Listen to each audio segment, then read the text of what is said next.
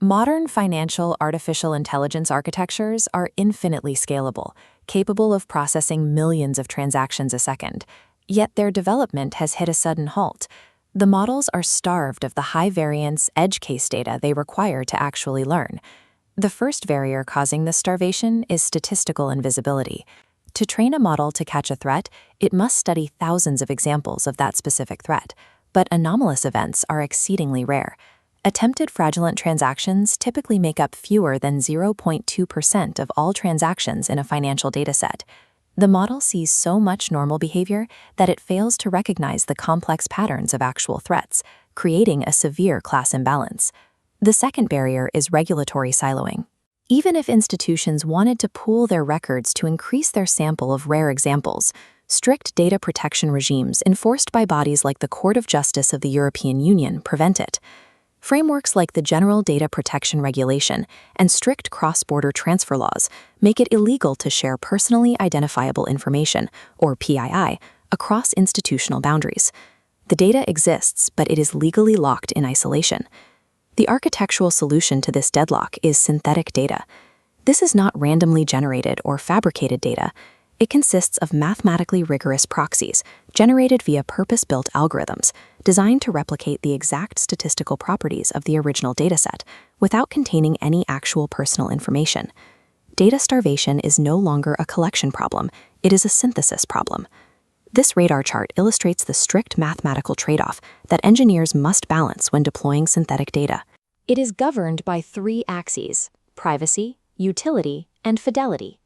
The privacy axis measures the risk that specific individuals can be extracted from the synthetic dataset. Deploying this in financial applications requires a zero re-identification risk for the underlying entities. The utility axis measures the predictive value of the data for a specific machine learning task. If the synthetic data successfully trains a model to catch fraud in the real world, it possesses high utility. The fidelity axis dictates the statistical similarity to the ground truth distribution. It measures how accurately the synthetic dataset's internal correlations match the original real-world data. Any data-sharing technology is subject to this exact trade-off. Mastering how to balance these three metrics is the mandatory tuning mechanism for deploying AI in heavily regulated financial environments. Single-institution fraud detection models routinely fail because they operate in isolation. A single bank simply does not possess enough examples of emerging fraudulent behavior to train a robust defense. Instance-based machine learning solves this. A scatter plot shows a dense cluster of genuine transactions and a sparse fraud cluster. The algorithm targets this historical fraud, selecting features based on known distributions.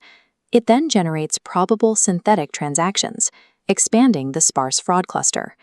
To validate the utility of this new data scientists apply tests like the maximum mean discrepancy, ensuring the synthetic instances improve the model's detection rate without causing false positives.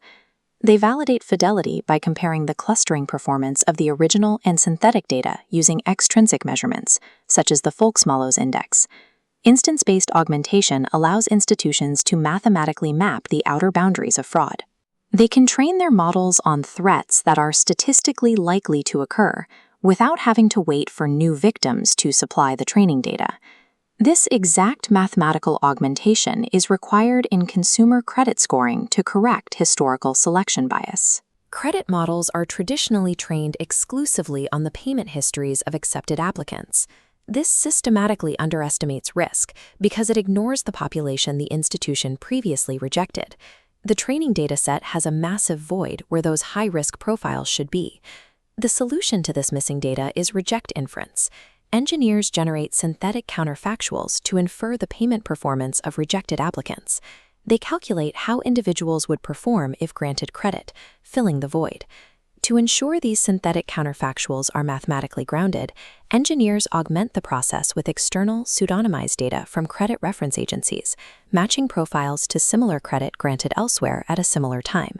Injecting these synthetic counterfactuals corrects the skewed perspective of the original model. It mathematically eliminates historical selection bias, producing fairer and more accurate lending decisions. Synthesizing data for a single institution is one hurdle.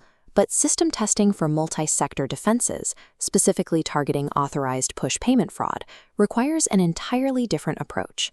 Detecting these scams requires tracking behavior across multiple domains.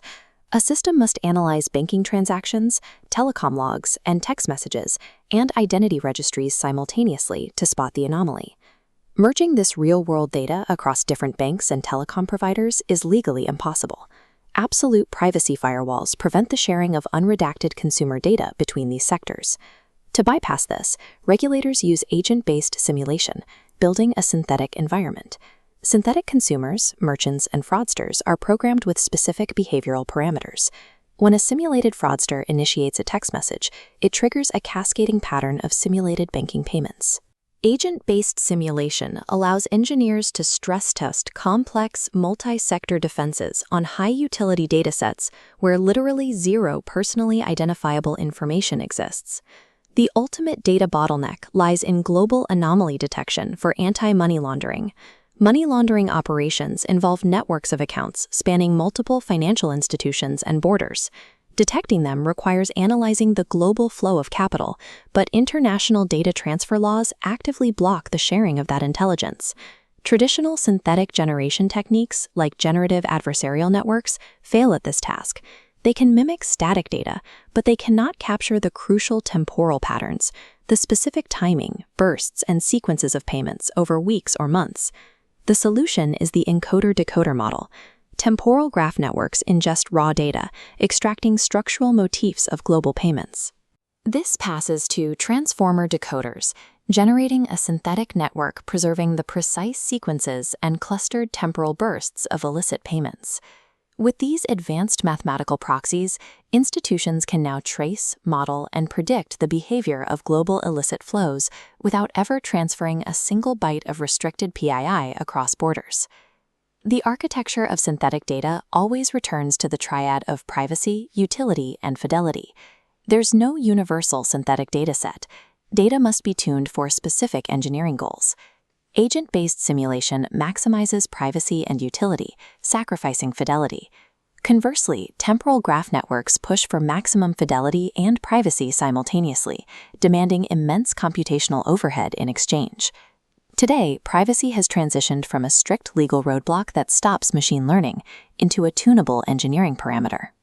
For institutions pushing the boundary of predictive modeling, competitive advantage no longer relies on acquiring data. Rather, it relies on the algorithmic capability to synthesize the exact realities they are legally barred from seeing.